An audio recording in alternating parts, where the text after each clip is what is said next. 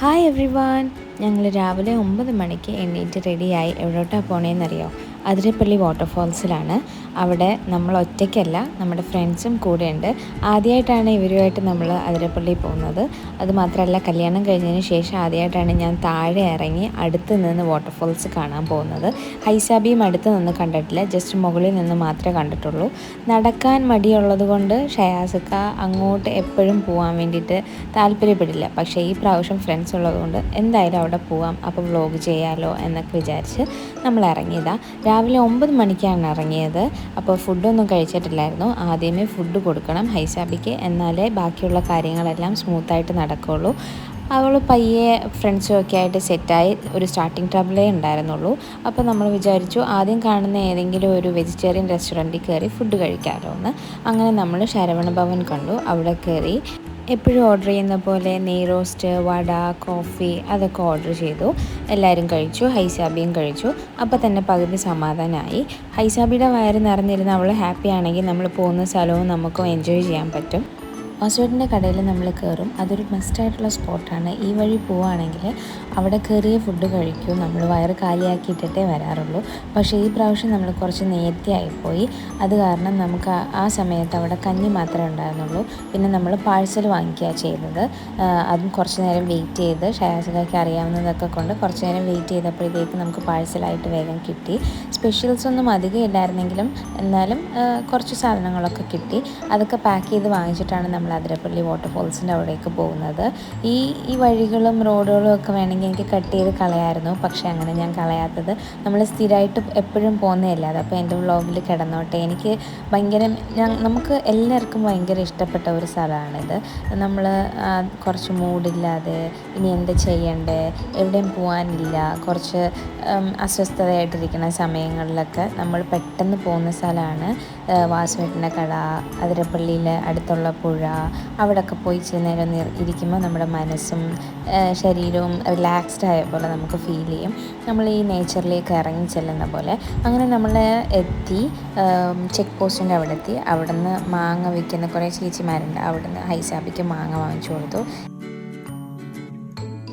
പിന്നെ അതിരപ്പള്ളിയുടെ അവിടെ കയറുമ്പോൾ തന്നെ അവിടെ സൈഡിൽ ചേച്ചിമാർ നിൽക്കും. അവിടെ നമ്മൾ കുപ്പി കാണിക്കുന്നതനുസരിച്ച് അവർ നമ്മുടെ കുപ്പിയിൽ ഒരു സ്റ്റാമ്പ് ഒട്ടിക്കും. അപ്പം 10 റുപ്പീസും വാങ്ങിക്കും. തിരിച്ച് നമ്മൾ ആ സ്റ്റാമ്പുള്ള കുപ്പി കാണിച്ചാൽ ആ പൈസ നമുക്ക് തിരിച്ചു തരും. വിച്ച് മീൻസ് നമ്മൾ പോകുന്ന സ്ഥലത്തൊന്നും ഈ കുപ്പി കളയാണ്ടിരിക്കുക എന്നുള്ള ഒരു ഉദ്ദേശത്തിലാണ് അവർ ചെയ്യണത്. ഈ സൈഡൊക്കെ കയറിയപ്പോൾ ഹൈസാബി നടന്നിരുന്നു. പക്ഷേ താഴോട്ട് ഇറങ്ങും തോറും ഹൈസാബി ഒരാൾ എടുക്കേണ്ട അവസ്ഥയിലായി. അങ്ങനെ പിന്നെ ഷയാസിക്ക തന്നെയാണ് മുഴുവനും എടുത്തത്.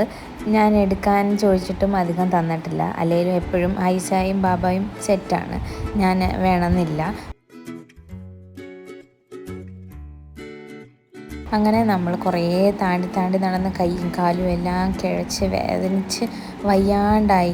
പക്ഷേ എന്നാലും എൻ്റെ അടുത്ത് ഇനിയും നിങ്ങൾ ഈ സ്ഥലത്ത് പോവുമോ, ഇത്രയും നടക്കണമല്ലോ എന്ന് ചോദിച്ചാൽ ഞാൻ പറയും യെസ്, ഞാൻ പോവും. കാര്യം എനിക്ക് അതിരപ്പള്ളി അത്രയ്ക്ക് ഇഷ്ടമാണ്. അങ്ങനെ നമ്മൾ നടന്ന് താഴെ എത്തുമ്പോൾ കുറച്ച് സ്പേസ് ഉണ്ട്. നമുക്ക് കുറേ ബെഞ്ചസ് ഉണ്ട്, ഇങ്ങനെ വുഡൻ ബെഞ്ചസ് പോലെ. അവിടെ നമുക്ക് വേണമെങ്കിൽ ഇരിക്കാം. അവിടെ കുറച്ച് നേരം ഇരുന്ന് റിലാക്സ് ചെയ്ത് അങ്ങനെ നമ്മൾ അതിരപ്പള്ളി എന്ന സുന്ദരിയെ കാണുന്ന തൊട്ടടുത്തെത്തി. അങ്ങനെ നമ്മളത് കണ്ടു. എൻ്റെ ഫസ്റ്റ് വ്യൂ ആണ്.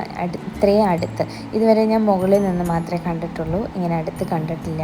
ഞാനും ഷയാസിക്കയും കുഞ്ഞുമായിട്ട് ആദ്യമായിട്ടാണ് ഇത്രയും താഴെ വന്ന് അടുത്ത് നിന്ന് കാണുന്നതും.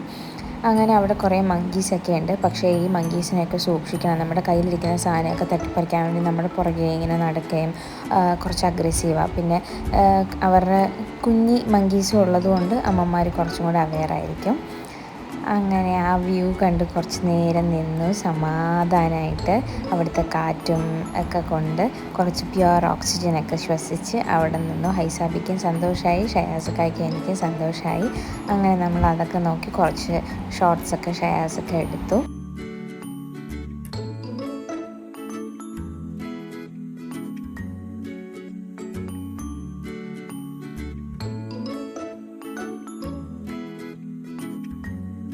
പിന്നെ നമ്മൾ അവിടെ കുറേ പാറക്കെട്ടുകൾ പോലെ അതിൻ്റെ മണ്ടയ്ക്ക് കയറി നിന്നിട്ടാണ് എല്ലാവരും ഇങ്ങനെ വീഡിയോസൊക്കെ എടുക്കണേ. അവിടെ കുറേ അത്യാവശ്യം കുറച്ച് ക്രൗഡ് ഉണ്ടായിരുന്നു. അപ്പോൾ നമ്മളും അവിടെ കയറി നിന്ന് കുറച്ച് വീഡിയോസൊക്കെ എടുത്തു. അതൊക്കെ കഴിഞ്ഞ് കുറച്ച് നേരം അവിടെ നിന്ന് സ്പെൻഡ് ചെയ്തിട്ട് നമ്മൾ തിരിച്ച് വീണ്ടും മുകളിലോട്ട് കയറണ്ടേ. ഈ ഇറങ്ങിയ പടികൾ അത്രയും കയറുന്നതായിരുന്നു പാട്. ഇറക്കം പിന്നെയും കുഴപ്പമില്ല, പക്ഷേ കയറുന്നത് കുറച്ചും കൂടെ ടഫായിട്ട് തോന്നി. പക്ഷെ എങ്ങനെയായാലും കയറി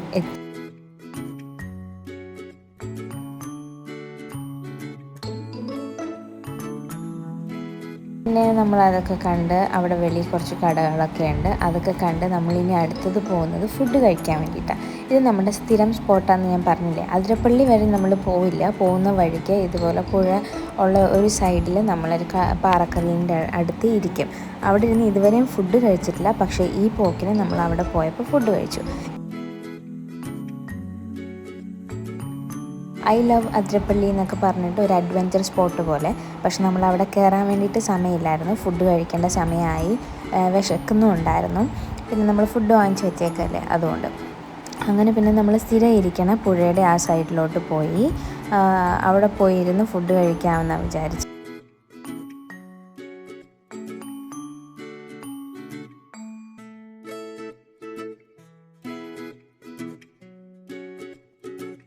അവിടെ ഇരുന്ന് ആ പുഴയുടെ അടുത്തിരുന്ന് ഫുഡ് കഴിക്കാൻ നല്ല രസമായിരുന്നു. അതും നല്ല നാടൻ വാസുവേട്ടൻ്റെ കടയിലെ ഫുഡ്